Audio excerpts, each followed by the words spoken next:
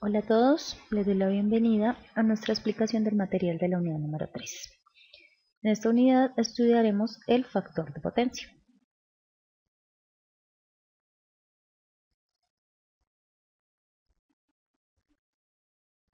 Vamos a ver entonces una presentación acerca del tema, cuál es la definición y clasificación de las máquinas eléctricas rotativas, qué es el factor de potencia, qué es la potencia activa, reactiva y aparente, cuál es la representación geométrica del factor de potencia, las consecuencias de tener un bajo factor de potencia y los beneficios de corregir el factor de potencia para que sea más alto. Bien, la idea de esta presentación, como siempre, no es leerles el material, sino darles unos conceptos adicionales, unas explicaciones adicionales que ayuden a ilustrar un poco mejor el tema. Los invito entonces para que lean con detenimiento la presentación de la unidad. Definición y clasificación de las máquinas eléctricas rotativas. Tenemos entonces, se entiende por máquina eléctrica a un conjunto de mecanismos que son capaces de generar, aprovechar y transformar energía eléctrica. Veíamos en la unidad número 1 cómo tenemos diferentes energías primarias y dependiendo de la máquina o del mecanismo que utilicemos en la mitad, pues es posible producir energía eléctrica. Si la máquina convierte energía mecánica en energía eléctrica, entonces decimos que es un generador, independiente de dónde proviene esa energía mecánica. Veíamos entonces que dependiendo de la energía primaria que utilizáramos, siempre lo que se hacía era producir un giro, un movimiento. Esa es la energía mecánica, que proviene de esa energía primaria.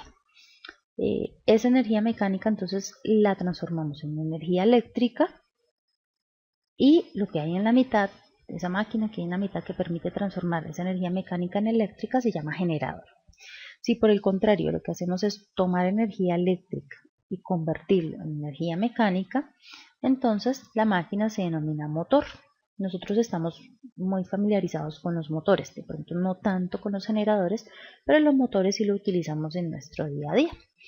En los automóviles, en los electrodomésticos pequeños como por ejemplo la licuadora, donde ¿qué hacemos? Conectamos ese motor, vamos a poner el ejemplo simple, la licuadora, ponemos ese motor conectado a la energía eléctrica y a través de esa energía eléctrica se produce un movimiento de giro en las cuchillas de la licuadora. Eso entonces es un motor. Toma energía eléctrica y produce una energía mecánica, un movimiento, en este caso un movimiento giratorio.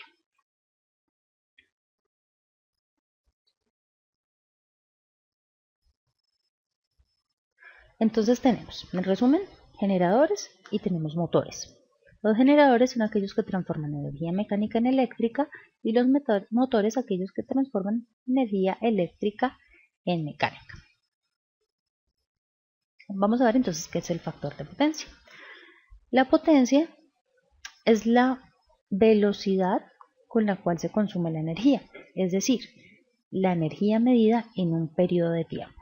Tenemos entonces energía dividido entre el tiempo en el cual se midió esa energía. También se puede definir la potencia como la energía desarrollada o consumida en una unidad de tiempo. Y la fórmula pues es la que tenemos ahí.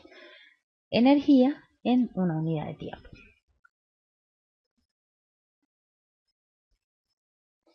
El factor de potencia es un término que se utiliza para cuantificar la cantidad de energía eléctrica que realmente se aprovechó. Es decir, la cantidad de energía eléctrica que se convirtió en trabajo. Lo ideal es que el factor de potencia sea igual a 1. Sin embargo, en la realidad esto no sucede. Esto es un escenario ideal, es decir, el 100% de la energía eléctrica fue energía aprovechada, fue energía que se convirtió en trabajo.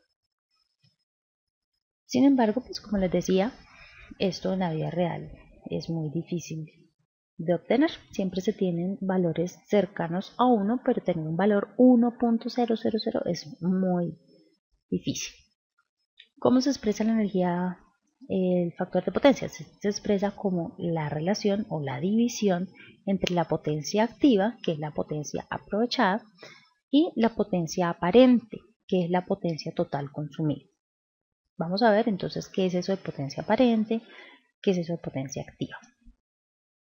Para eso entonces debemos entender que existen tres tipos de potencia: una potencia activa, una potencia reactiva y una potencia aparente. La potencia activa es aquello en los que los dispositivos eléctricos convierten la energía en otra forma de energía, es decir, la energía que se aprovecha: energía mecánica, energía lumínica, energía térmica, química, etc. Esta energía también es conocida como la energía útil o la potencia activa o simplemente la potencia. Podemos hablar de potencia como la potencia activa. Es similar a la potencia que consume una resistencia y se expresa en watts o conocidos como vatios también, al traducir watts, vatios. ¿Qué es la potencia reactiva? Entonces, los motores, los transformadores y en general todos los dispositivos que hagan uso del efecto de campo electromagnético requieren potencia activa para efectuar un trabajo útil, mientras que la potencia reactiva se utiliza para generar ese campo magnético. Es decir, la potencia activa es la potencia que yo aprovecho, pero la potencia reactiva se necesita para generar campos magnéticos. ¿Dónde yo necesito generar campos magnéticos? Motores y transformadores. En los motores y en los transformadores entonces se produce un efecto de inducción electromagnética, y para producir esa inducción electromagnética se necesita potencia reactiva. En sí como tal la potencia reactiva no se va a traducir en trabajo. No puedo convertir esta energía en luz o en calor no. Entonces es de cierta manera potencia que no es aprovechable. Se necesita para producir el campo electromagnético, pero en sí ella es un gasto, por así decirlo. ¿Qué es la potencia aparente? Entonces la potencia aparente es aquella que resulta de estas dos potencias, tanto la potencia activa como la potencia reactiva. Es la suma algebraica, más que la suma algebraica, es la suma vectorial de las potencias. Ya vamos a ver qué quiere decir eso de suma vectorial. Entonces aquí tenemos un gráfico.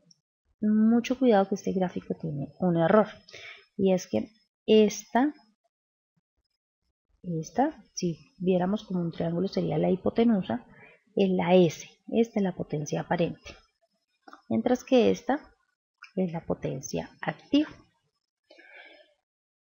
Si tenemos entonces este ángulo θ, podemos decir que el coseno de ese ángulo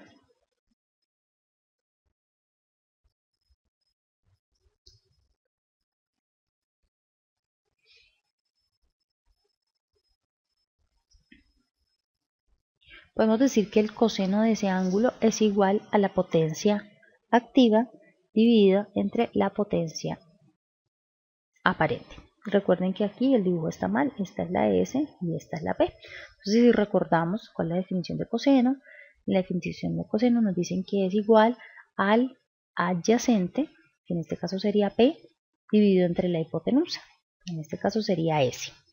Esto está mal, esto está mal. Entonces, el coseno de ese ángulo pues es adyacente, que es P, dividido entre hipotenusa, que es S, donde S es la potencia aparente y P es la potencia activa. Decíamos entonces que la potencia aparente es la resultante de las dos. Entonces en esta horizontal tendríamos la potencia activa y aquí en esta vertical tendríamos la potencia reactiva. ¿Cuál es el escenario ideal? El escenario ideal es en el que toda la potencia aparente se volvió trabajo. Es decir, el coseno de ese ángulo es 1. Y para que el coseno de ese ángulo sea 1, entonces este ángulo debe ser 0. Entonces, entre más pequeñito sea este ángulo, mejor. Si este ángulo es aquí 0, esto es completamente una línea, es el escenario ideal. Pero mientras más pequeñito sea este ángulo, es mejor. Si este ángulo es más grande, quiere decir que la componente vertical es más grande, que la componente reactiva es más grande, y por lo tanto esa reactiva, como es energía que no se convirtió en trabajo, va a hacer que todo mi modelo pues sea menos eficiente, menos deseado. ¿Cuáles son las consecuencias de tener un factor de potencia bajito? Entonces que vamos a tener un mayor consumo de corriente. La corriente va a ser más alta. Van a aumentar las pérdidas en los conductores, porque recuerden que el cable como tal tiene una resistencia. Si esa corriente es más grande, entonces la potencia que se disipa en esos cables es igual a la corriente por la resistencia, el voltaje va a ser igual a la corriente por la resistencia, y la potencia pues va a ser igual al voltaje por la corriente. Por lo tanto, si esa corriente es más alta, pues entonces la potencia final que se disipan en esos cables también va a ser más alta. Existe sobrecarga de transformadores, generadores y líneas de distribución. ¿Por qué? Porque aumenta el consumo de corriente, la corriente se hace más grande. Al hacerse la corriente más grande, los transformadores van a tener una sobrecarga, los generadores también van a tener que generar más y las líneas de distribución va a circular por ellas una corriente mayor. Incrementan las caídas de voltaje, lo que hablaba antes, vamos a tener una resistencia propia del cable y al ser esa corriente más grande, pues la caída de voltaje va a aumentar. Incremento en la facturación eléctrica por mayor consumo de corriente. ¿Cuáles son los beneficios de corregir el factor de potencia? Incrementar la vida útil de los equipos y reducir los costos por facturación.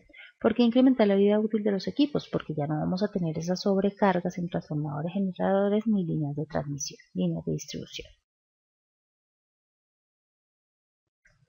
Bien, es importante entonces que tengamos claras algunas fórmulas que necesitamos y recordar algunos conceptos que veíamos en el colegio relacionados con ángulos, con senos y con cosenos. Recordar entonces primero que en un triángulo, recuerden que aquí es la S,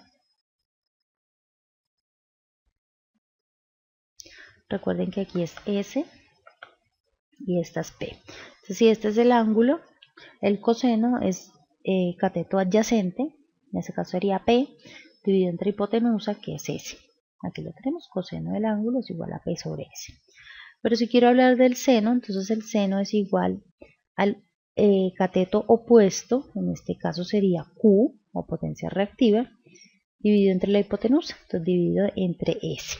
Seno de teta es igual a Q sobre S. Que la tangente del ángulo es reactiva sobre activa, es decir, opuesto sobre adyacente. Conceptos básicos que vimos en el colegio relacionados con ángulos. Otras fórmulas que debemos tener en cuenta, entonces ya les había dicho antes, el factor de potencia pues es el coseno del ángulo, es decir, potencia activa dividido entre potencia aparente. Y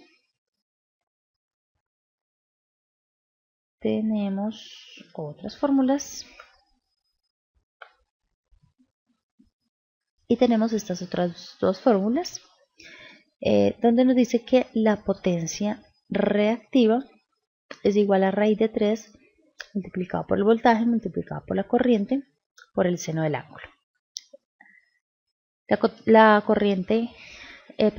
potencia aparente es igual a raíz de 3 multiplicada por el voltaje multiplicado por la corriente. Si despejamos corriente, tenemos que es igual a la potencia aparente dividido entre raíz de 3 por voltaje. Estas son entonces las fórmulas que necesitamos para el desarrollo de nuestra actividad. Aquí tenemos entonces algunos ejemplos. Revisen los ejemplos. Cualquier inquietud que tengan con respecto al material o con respecto a los ejemplos, no duden en preguntar a través del foro de dudas. Muchas gracias y hasta una próxima oportunidad.